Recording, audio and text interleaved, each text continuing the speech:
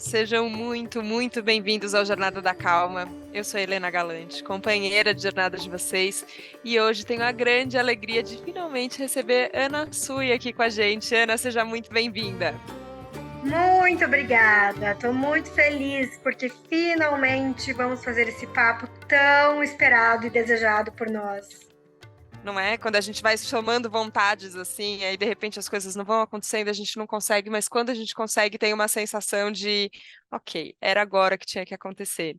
Ana, eu já contei para você que a minha admiração vem de muito tempo, não só pelo seu trabalho como escritora, mas também tudo que eu aprendi de psicanálise te ouvindo e te lendo, mas principalmente por conta dos nossos encontros e como eles me mobilizaram em lugares muito profundos. E é engraçado, porque eu tenho sempre a sensação que eu estou fazendo uma declaração de amor aqui para os meus convidados no Jornada da Calma e estou fazendo para você, mas sempre que eu te escuto, eu começo a pensar o quanto, na verdade, no amor tem camadas e complexidades que tantas vezes a gente desconsidera. E você me parece, Ana, uma pessoa que não se furta a sentir toda a intensidade, toda a complexidade do amor, pelo contrário, mas parece que por estudar tanto ele, ou tentar abraçar de todas as formas, você sente de maneiras que no final eu acho elas mais bonitas. Não sei, como é que a gente se declara para com o amor, sabendo tudo, como escrever isso? Quase como escrever uma carta de amor, sabendo tudo que tem por trás, Ana. Como você consegue hoje? É que eu acho que o estudar, pesquisar o tema do amor, ele, assim como, na verdade, acho que é qualquer tema em psicanálise, mas a minha porta é o amor, né? E não é alguma coisa que a gente vá acumulando coisas. Então, eu sinto como se sustentar esse tema de pesquisa seja mais um trabalho de se despir cada vez mais de tantas compreensões que às vezes a gente nem se depara com o fato de que tem e se encontrando cada vez mais com alguma coisa que é da ordem de um vazio. Então, me parece que vai fazendo uma certa limpeza, assim, não me sinto carregando coisas que vão se desenvolvendo e acumulando mais saberes, sabe? Nossa, e é engraçado, porque você fala muito sobre o tema do vazio, né? A gente vai falar sobre o Não Pise no Meu Vazio também. Mas é doido como a gente sempre acaba associando o estudo como esse acúmulo, né? Como se a gente fosse carregando e carregando e carregando mais coisas. É, e vai ficando uma mala pesada, né? Assim, no final fica difícil. E você trouxe a ideia exatamente o oposto, né? Na verdade, é ir se despindo, é ir abandonando também no caminho, né? Exatamente, porque acho que a gente tem essa fantasia, né, de que vai chegar em algum lugar, né, num pódio, num diploma, num lugar de saber, de plenitude, né, de completude, em que vai saber de todas as coisas. E aí, em certa medida, a gente sabe que não vai chegar lá, mas sabe racionalmente. E ainda assim, tenta experienciar no corpo como se houvesse um fim, uma linha de chegada, né? E eu acho que a experiência com a psicanálise, para mim, ela tem muito esse efeito de fazer, de poder viver com o corpo de uma maneira geral, aquilo que por vezes a gente faz localizado nisso que a gente chama de cérebro. E Sim, que às e vezes isso tem um efeito muito danoso para a gente, né? Porque assim, a gente tem uma ideia assim de que se eu souber qual é o meu problema, o que está acontecendo, então eu vou poder fazer alguma coisa com isso. Só que isso é fake, porque às vezes saber o que é que está acontecendo, qual é o problema, não nos retira do problema que a gente está enfrentando, ou mesmo que seja uma cagada que decididamente estamos fazendo, né? aham. Pelo contrário, piora. Porque às vezes fala, gente, mas se agora eu sei, né? Eu sei o que está acontecendo, por que eu ainda faço? Então, a gente vai somando uma série de elementos, às vezes na tentativa de melhorar a nossa relação com a gente, que vão piorando a nossa relação com a gente. Enfim, então eu acho que é de fato um trabalho de esvaziamento no sentido assim de deixar cair. São tão poucas, na verdade, as coisas que nos importam realmente na vida, e é tão fácil a gente se distrair com esse excesso de conteúdos, objetos, demandas, produtos e gente, que você começou agora, né? Você falou assim, a gente já. Vamos respirar aqui um segundo e já começamos. Nem sei se foi um segundo. E aí eu pensei assim, eu pensei nada, né? Eu pensei só que várias vezes a gente fala, vai, vou dar uma respirada, e na verdade é só o tempo de colocar para gravar alguma coisa. E aí, quando eu olhei, você tava respirando mesmo. Eu falei, gente, a gente respira, né? Isso é muito Ou, bom do encontro contigo. né? Que bom. E sabe que é curioso, porque eu percebo que quando eu não consigo, esse momento da respirada, ele acaba sendo um momento consciente de esvaziamento mesmo, assim, né? De falar, cara, eu tô segurando 355 pratos. Assim como você, Ana. Eu também eu sempre, eu acho que muito da gratidão que eu tenho de todos os entrevistados que topam estar aqui no Jornada é porque eu sei que abrir um espaço na agenda não é simples. A gente tem uma vida e um mundo que só traz mais demanda, né? Então, conseguir abrir uma agenda é digno de muita gratidão, assim mesmo, né? Você fala, nossa, ok, conseguimos um encontro, mas a gente vem com todo esse pacote que a gente fica segurando ali atrás, que parece que se você soltar, se você deixar cair, você não consegue, mas no fim, é no momento que a gente deixa cair, mesmo que seja aqui por meia horinha, que a coisa vem. Mas eu fiquei pensando se a gente consegue fazer um paralelo entre isso que você estava falando sobre o amor e um pouco que a gente está falando sobre a calma. Porque eu entendo até quando a gente fala do Jornada da Calma, que parece que uma hora a gente vai chegar, né? Então, beleza, você tem uma jornada, tem um destino, e eu cheguei lá. Então, agora eu sou calma e agora não, parece que eu não vou mais equilibrar todos esses pratos.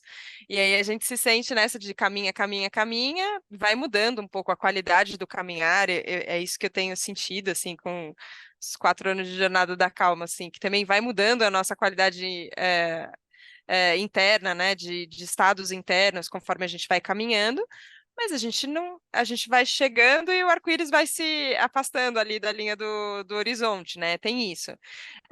Só que ao mesmo tempo, eu não consigo hoje em dia prever uma vida que não tenha alguns momentos de calma, que não tenha respiro, que não tenha esse alívio. Falo, cara, é impossível, não dá.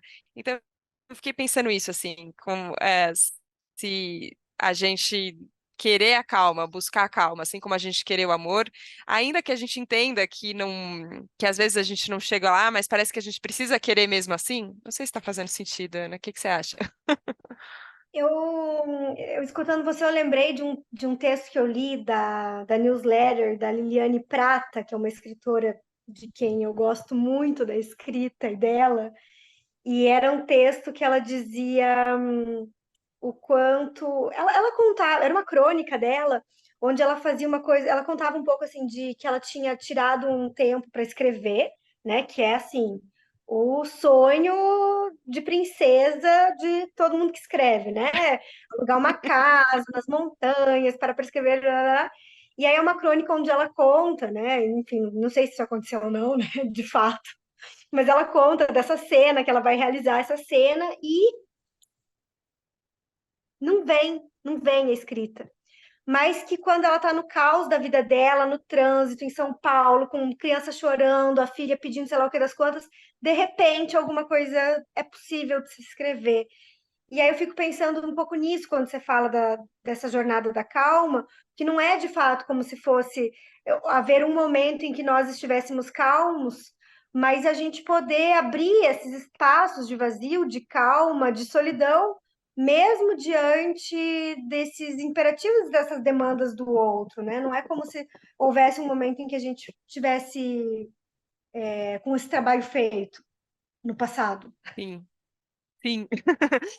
Parece que tem uma. A construção no final é o que interessa, e às vezes essa construção acontece durante o caos, né? Essa crônica que você trouxe é muito poderosa por isso, porque por mais que a gente alimente, né, essa ideia do idealizado que vai chegar e aí tudo vai ser perfeito, às vezes a inspiração, ou que tem de mais vivo na gente, surge nesse momento em que tá tudo pegando fogo, né, quase, literalmente. Me fez pensar quando a gente estava juntas no TEDx Blumenau, que você começa contando uma história que eu muitas vezes voltei a ela, Ana, sobre você e o tubarão, alimentando os tubarões. Eu queria que você contasse um pouco de novo, porque eu tenho a sensação, às vezes, que ou que eu me confundo com o tubarão, ou que eu esqueço de dar a comida, enfim. Mas nessa dinâmica da gente entender quantos papéis a gente ocupa e no fim que eles são simultâneos, e parece que ter clareza disso me ajuda a também escolher ou saber tudo que está em jogo e falar também, eu quero jogar, não quero jogar, aí eu escolho. Mas queria te ouvir. E essa história é verídica mesmo, né? Não foi só uma metáfora maravilhosa que você usou para abrir o seu TED. Não, aconteceu acontecido. Tem coisas que acontecem não tão acontecidas, né? Mas essa aconteceu mais acontecido. Mas eram tubarões-baleia, tá? Só para constar. Ok. Mas eram tubarões. E, bom, só para situar quem está ouvindo e não escutou o TEDx, né? Deixa eu tentar retomar aqui um pouco. Mas a ideia, o caos, né, de onde vem, é de um passeio que fui fazer nas Filipinas, onde os turistas vão nadar com tubarões. E aí são esses tubarões-baleias em que, né, você pode descer na água, chegar perto do tubarão, não pode tocar e tudo, mas você pode fotografar, chega muito perto do tubarão.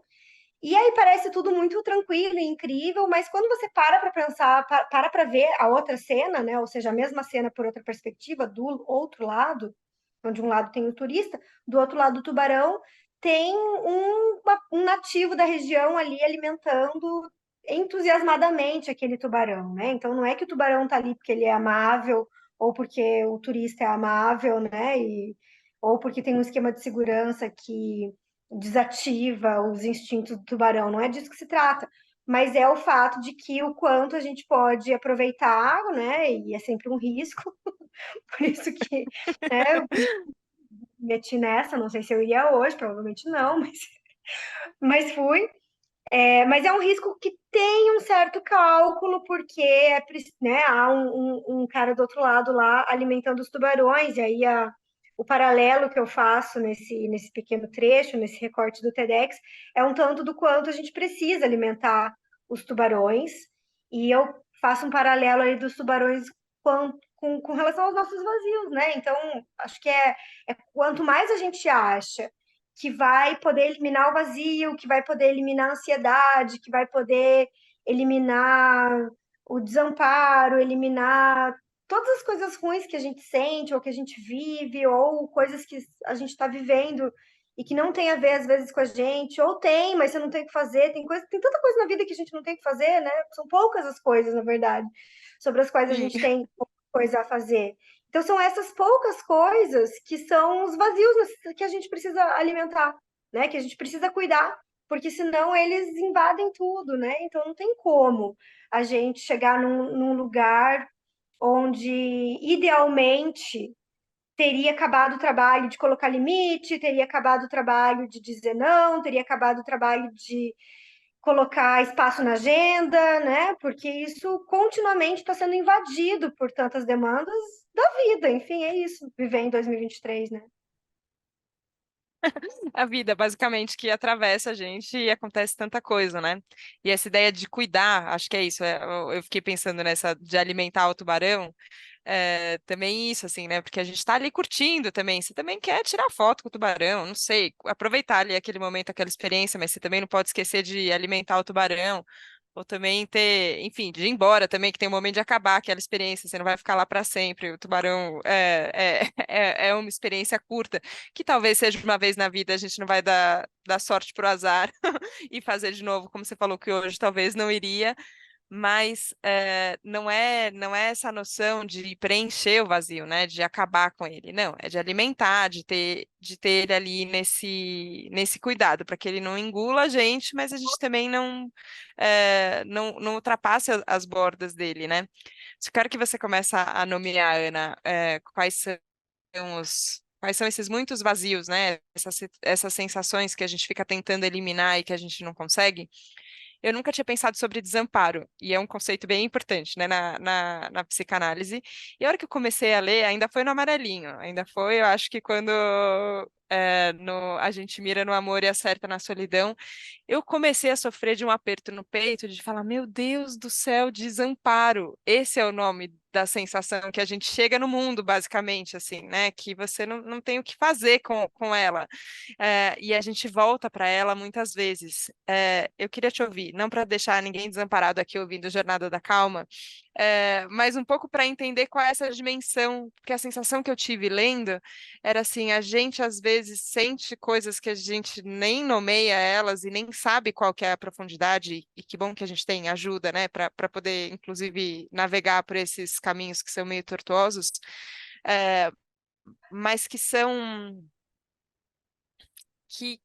enfim, da nossa natureza humana, que se a gente não conseguir olhar para isso, olhar talvez para o tamanho desse nosso desamparo inicial, a gente não vai conseguir ter maturidade emocional, né? Que foi uma das coisas que eu sinto também que as pessoas que te leem e ficam muito emocionadas e contam, né? Quando te encontram sempre de tanta emoção, a sensação que eu tenho é que elas contam de um processo de amadurecimento emocional também.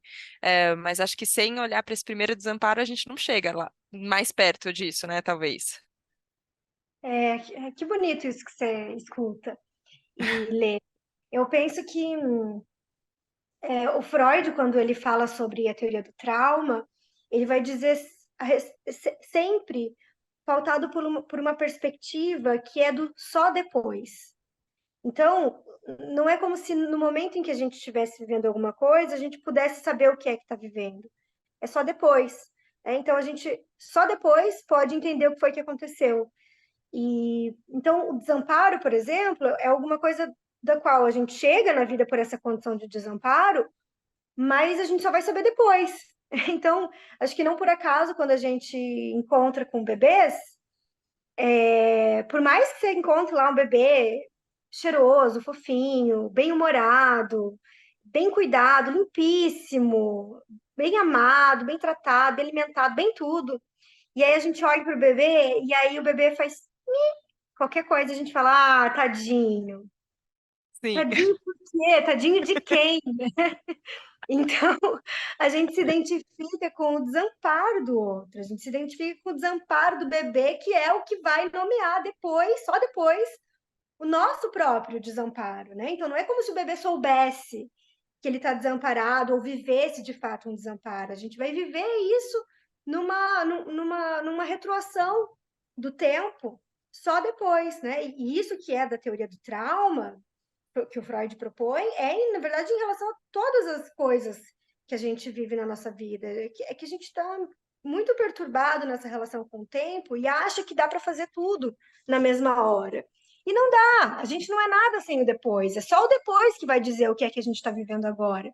Inclusive, essa conversa que a gente está tendo agora e que está sendo muito legal agora, mas é só depois que a gente vai saber as reverberações, o que as pessoas pensaram, se deu boa, se não deu boa, se escapuliu alguma coisa que a gente não se deu conta, né, de que não seria legal, enfim, então a gente é muito dependente do depois. Sim, e é ótimo trazer isso, né? Porque por mais que quantas vezes, né, aqui no Jornada da Calma, nossa, muitas pessoas já trouxeram, e acaba sendo quase uma tábua de segurança para mim, né? Ó, sempre volta para o presente, sempre volta para o que está acontecendo aqui agora. Porque está acontecendo uma coisa aqui agora, né? Que não adianta eu pensar, eu ficar imaginando o depois agora, não vai fazer o depois chegar agora, né? O que eu tenho para viver é só o agora. Só que o sentido da experiência, né, que ele vem depois, que ele vem nesse processo de olhar de novo, eu acho muito bom, e também um olhar de novo com olhares talvez menos viciados, né? E eu tive essa sensação te lendo também, Ana, que você tem o olhar analítico acadêmico, o olhar que ele é o estudioso, mas você nunca se afasta do olhar poético sobre a coisa. E eu acho que talvez isso seja um dos aprendizados que eu chamei de amadurecimento, mas sei lá se a palavra é amadurecimento também, que às vezes eu acho as crianças mais poéticas do que os adultos, e certos estão eles e errados estamos nós. Mas esse olhar mais, que parece que a gente fica vendo mais brincadeira, ou mais encanto nas coisas, né? Você sente isso também, não sei, um pouco com a sua filha também, Ana? Não sei. Total, eu acho que assim o que mantém o nosso brilho na relação com a vida é sempre aquilo que é do infantil em nós. E é isso que a gente perde muito rapidamente quando supostamente se torna adulto e tem preocupações de adulto, e aí a gente vai destituindo as coisas que são mais valiosas. Por isso que o encontro com as crianças é um reencontro com a gente mesmo, porque é um reencontro com o infantil em nós, com aquilo que, com lugar de curiosidade na gente, com aquele lugar em nós que não sabe e que não entende e que se sente um tanto deslocado do mundo e que fica muito tomado por se fingir ausente ali, quando na verdade é por esse lugar em nós que a gente faz laço com o outro, e é por esse lugar em nós que a gente faz laço com a vida, e é por esse lugar em nós que a poesia de cada um aparece, né? Porque acho que não é a poesia no sentido literário da coisa, mas a poesia no sentido da vida mesmo. O que que te toca? Que toca cada um, né? Qual é a tua música? Qual é a tua Sim. poesia? Essa é a grande pergunta que a gente faz em relação à vida, porque sem isso, tudo vira uma grande burocracia. Que enche o saco, né? Na verdade é isso. Como todas as burocracias, né? Se Exato. não tem. Exato. E não é como se a gente pudesse abrir mão das burocracias da vida, né? Então a questão é justamente isso: a gente precisa alimentar os tubarões e aproveitar a jornada enquanto isso. É uma coisa e outra coisa ao mesmo tempo. Quando você escuta as histórias de outras pessoas, né? E acho que para além da clínica só, né? Mas do atendimento, mas eu vejo isso assim, né? Às vezes as pessoas te escrevem e até por conta das suas redes sociais que inspiram, assim, né? Tem horas que eu vejo os comentários e falo, nossa, olha que bonito isso daqui que a pessoa está escrevendo, né? Como ela está e quando foi o lançamento, né, do Não Pise no Meu Vazio aqui em São Paulo, que a gente teve juntas, você falou um pouco isso, né, sobre como a pessoa te lê e você lê o que a pessoa leu de você. E isso conta da história da pessoa também. Eu queria entender um pouco mais isso, como é que é essa relação da gente com o outro nisso, da leitura que a pessoa faz da gente também, e do quanto hoje isso compõe a sua história também, Ana. Ana, né, Ana? Porque eu sinto que ela é multiplicada, né? De maneiras bem poderosas, assim, é quase exponencial a sensação que eu tenho. É, eu não sei muito bem o que eu estou fazendo, sabe, Helena? Só depois a gente vai ver. É isso, eu tô confiando nesse tal desse depois. Porque eu não sei muito bem o que eu tô fazendo. Porque primeiro, assim, que eu pensava que. Acho que a gente tem uma ideia de que o escritor, né, a figura da pessoa que escreve como um ideal, é alguém meio inatingível, é alguém que, né, tem uma obra genial e que fala, o texto por si só se sustenta, sei lá, né? Eu gosto muito da Helena Ferrante, que é alguém que, cara, né, tem indícios aí de quem seja, mas nem sabe, é um pseudônimo, né? Enfim, uma obra absurdamente sofisticada, enfim. Então eu tenho essa ideia, né, do que é um escritor, o que é uma escritora.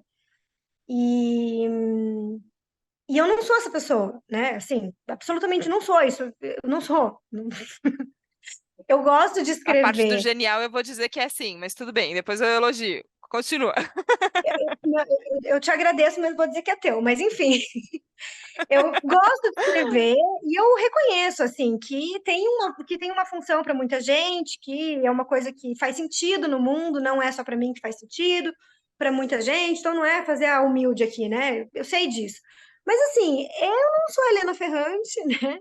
Eu sou apenas uma pessoa que pensou que ia ser psicanalista e professora a vida toda e que tinha na escrita um hobby e um negócio que vai crescendo e vai ganhando uma proporção cada vez mais importante na minha vida, mas pelo contrário, não é como se eu escrevesse, fosse lida e eu ficasse bem quieta. Eu tenho vontade de falar e as pessoas querem saber e aí querem, né, me convidam e você me convida para fazer um podcast, me convida para fazer o TEDx, e eu tenho vontade de conversar e de falar sobre a obra, de falar sobre o que leram e sobre o que. Então, assim, né, eu falo isso sempre para os meus alunos, assim. Eu sou professora de graduação de psicologia, né, das disciplinas de psicanálise, tem mais de 10 anos, né?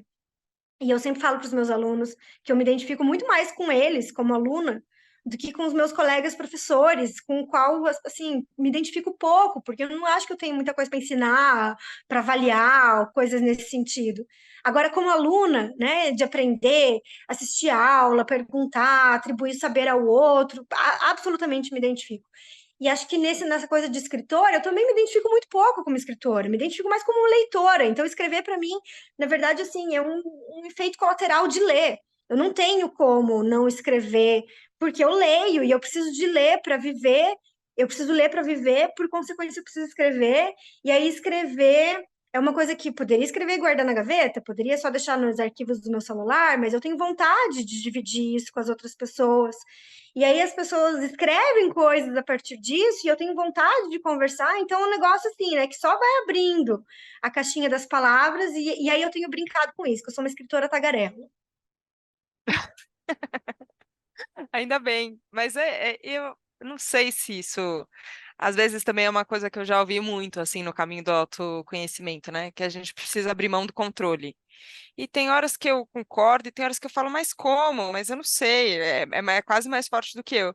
Mas a hora que eu vejo um processo que está acontecendo aberto, que a gente de fato não tem controle sobre o que vai acontecer, eu falo, ah, tudo bem, a gente se joga na correnteza e vai, assim, enquanto a gente estiver sentindo, né, que o caminho leva para um bom lugar, né? E eu acho que é isso que você trouxe. Faz sentido existir no mundo, né? As pessoas são mobilizadas, as pessoas têm, enfim, são atingidas, né, pelas palavras e também surgem outras palavras que no final é bom que existam no mundo, né? Assim, então que bom que isso acontece. Eu sinto que tudo bem a gente meio que levantar as mãos e deixar o carrinho correr, assim, né? É bem Que isso, também é né? uma das é, é meio essa imagem, né? Parece. É sim, é porque não é como se. Eu acho que a gente está vivendo um momento no mundo, assim, de uma maneira geral, e te incluo nessa, que a gente tem maneiras de se relacionar, de trabalhar e de viver que não tinham como a gente imaginar quando a gente era criança, quando a gente era adolescente, porque essas coisas não existiam. E não é assim, ai, não existiam porque a gente não existia. Isso é claro, né? Mas assim, a gente tinha um certo modelo de vida, de estilo de vida, que não faz mais sentido na maneira em que a gente está vivendo. Então, a gente está, em certo modo, diante de um grande desamparo, né, da falta, da escassez de modelos, de ideais para a gente poder seguir, né, de uma maneira inspirada, copiada às vezes.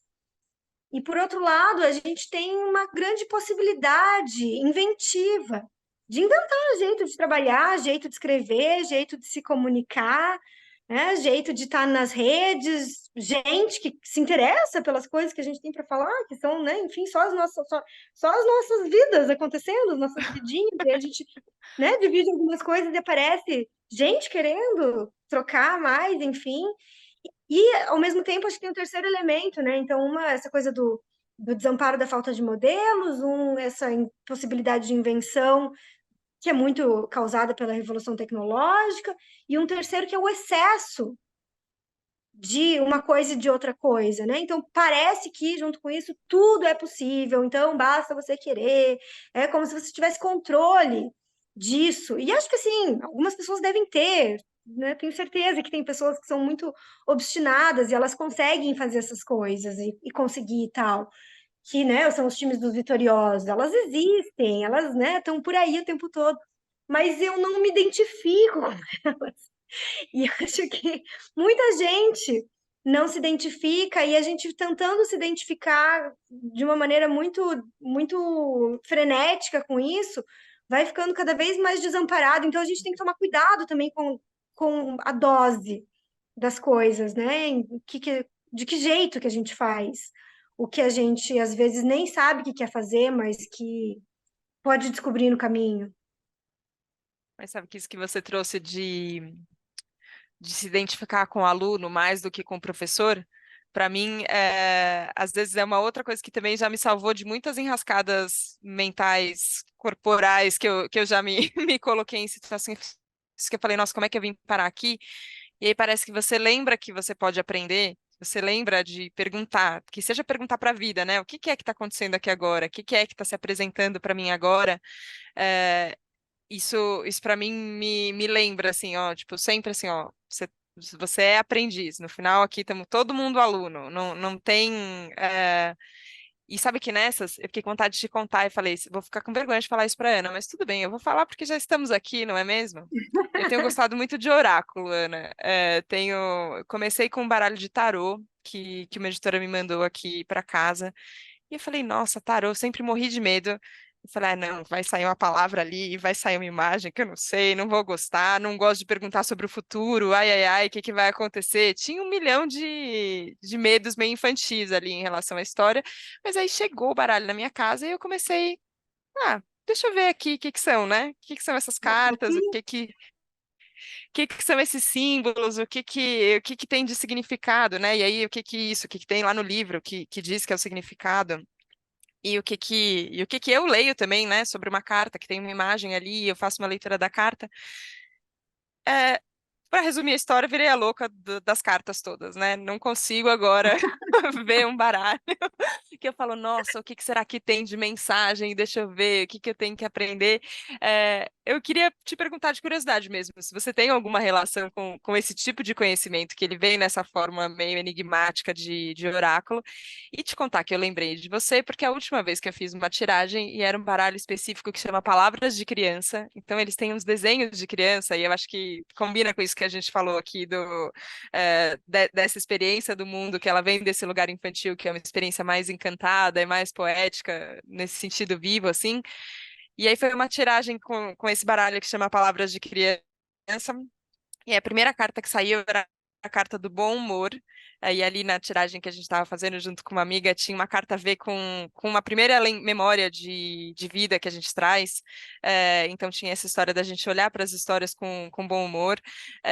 Depois saiu a carta da compaixão, que era uma estrela cadente, assim, linda, o desenho. E aí a última carta, que é o grande momento ali da tiragem, fala então agora qual é a carta com o conselho do universo para você.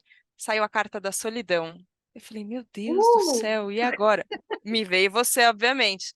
Depois a gente pode conversar mais sobre o significado dessa carta, mas eu queria te perguntar se você tem, enfim, contato com isso ou não, e como a gente pode aprender aí lendo esses, que talvez pode ser as cartas, mas pode ser outra coisa, né? Mas manter esse radar de aprendiz, né, com as coisas que a vida vai trazendo mesmo.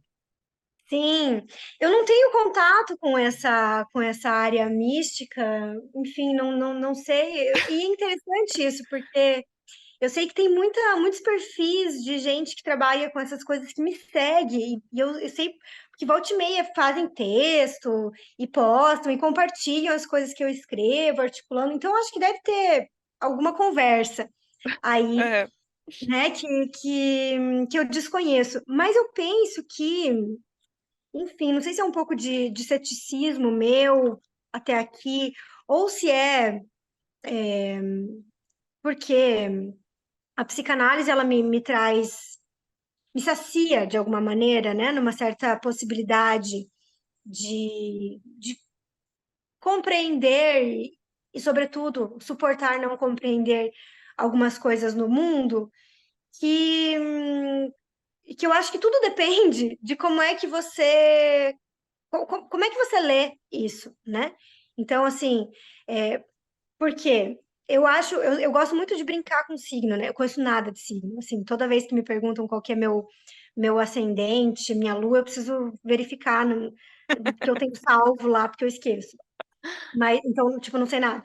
Mas eu sei, por exemplo, que Gêmeos, que é o meu signo, é super comunicativo, né? Então eu sempre brinco que eu sou uma escritora tagarela porque sou geminiana, né? Tipo, eu acho que serve, assim, a todos os elementos de possibilidade da gente brincar com a coisa do mundo, com os mistérios do mundo, da gente suportar o insondável, de explicar as coisas rápido demais, eu acho que eles são, assim, muito bem-vindos na nossa vida, né? Independente pela porta mística da qual ele é dentro. E eu acho que todos os saberes que vêm para nos enrijecer na relação com a vida e achar e nos levar a gente achar que tem uma resposta única, um saber muito sabido, alguma coisa muito definitiva, muito fechada na nossa vida, eles são danosos. Então eu gosto disso, dessa coisa que traz uma certa maleabilidade para nossa vida. Amei. Porque no fim é isso, né? É uma postura de abertura que eu acho que também o aprendizado ele só acontece assim, né? Ninguém está numa sala de aula e aprende se acha que já sabe tudo, né? Se não tem espaço para entrada de nenhum conhecimento novo. Então, acho que traz isso da abertura e ao mesmo tempo dessa sustentação eh, também do não saber, né? Também do que a gente não atinge, do que a gente não chega. E que tudo bem, né? Não é um problema, mas a gente vai construindo base, né? Eu acho que para dar conta de sustentar. Alguém uma vez me falou isso assim, né? Que para crianças a gente pode oferecer respostas, algumas, mas para os adultos a gente tem que só oferecer perguntas. Não vou lembrar quem foi que me falou isso já, mas eu tenho essa sensação de a gente ir construindo base para poder dar conta de mais perguntas, né? De mais não saber, mas ao mesmo tempo abertura para, tipo, deixa eu considerar aqui, né, o que pode ser. Ana, Lembrei eu. de um dito uma coisa do Maurício Blanchot, que ele diz: a resposta é a desgraça da pergunta. E acho que é isso, né? No mundo com tantas respostas, a gente poder sustentar as nossas perguntas e, inclusive, linká-las de algum modo com a pergunta, com as nossas perguntas infantis, né? Então, não é como se a gente encontrasse uma pergunta muito nova, na verdade, são as perguntas que nos ligaram à vida já primordialmente. Acho que é isso que importa. Não, importa muito. E quando eu voltei, é uma coisa que eu não tenho muito hábito, né? Talvez eu tenha que entrar na psicanálise, né, Ana? Vamos combinar que. Eu tô é, achando, hein? Já desde o TEDx eu já falei para você o acho negócio lá, que. né? Acho que estamos precisando aqui também de uma outra abordagem terapêutica, pode ser bom. Mas eu não costumo pensar, né? E eu acho que faz parte da vida de adulto também a gente ficar um pouco desligado também das nossas memórias mais primordiais, né? Assim, memória de criança e tal. Mas quando eu estava nesse momento ali que eu voltei para essa memória de infância, me veio uma cena que era uma cena meio curiosa, assim, não tinha nada acontecendo, mas era eu pequena, e eu lembro de olhar na altura de um gramado, assim, com os olhos bem na altura de um jardim, assim, no prédio que eu lembro que morava quando eu era pequena, e de ver um tatu-bola andando. E de achar o tatu-bola bonito, assim, né? Tipo, as patinhas, o bichinho e não sei o quê. E a hora que eu tive essa memória, eu falei, nossa, quanta coisa a gente para, porque a gente começa a olhar as coisas só de cima, né? Assim, a gente começa a se achar muito, muito acima de tudo, né? Assim, muito adulto, muito sério, muita responsabilidade, muita coisa para fazer, e no fim a gente perde esse olhar que ele é muito do próximo, assim. E aí me veio agora você falando isso, que eu falei, cara, no final da jornada eu tenho a sensação de que eu tô conversando com você aqui numa esfera que ela é quase do tatu bola, né? É isso, assim, eu tenho um Aham. milhão de perguntas que eu poderia te fazer, mas parece que eu vou te conhecendo nessa esfera que ela é do íntimo, que ela é dessa altura igual, que a gente vai se reconhecendo. Então, eu só posso te agradecer, né, por você ter topado entrar nessa jornada junto. E é um prazer te ouvir, te ler. Estou muito feliz mesmo. Obrigada. Todo meu prazer. E eu adorei especialmente que do jeito que a gente conseguiu fazer esse encontro rolar. Né? Quero dizer, Não- quero dividir isso com os leitores, ó, com os ouvintes, né? Embora isso não deixa de ser leitor, né? Se escutar e se transcrevendo ali de alguma maneira. Mas quero dividir isso com os seus ouvintes, né? Que a gente tentou meses, né? Acho que tá desde o começo do ano Sim. tentando agendar esse encontro, e aí a agenda nunca funciona. E aí ontem à noite a Helena me mandou uma mensagem falando, Ana, vou tentar de última hora. Amanhã você pode? De manhã eu falei sim. E aí funcionou. Porque eu acho que é sobre isso. É disso que a gente está falando, né? Dessas coisas que são muito mais encontradas do que programadas, mesmo que haja o desejo de uma programação. É isso, no final. É isso. Ana, muito obrigada. Que delícia, que bom que foi no susto, que bom que deu certo. Obrigada por estar aqui, que a gente possa conversar mais vezes também. Mantemos esse desejo aceso. Obrigada.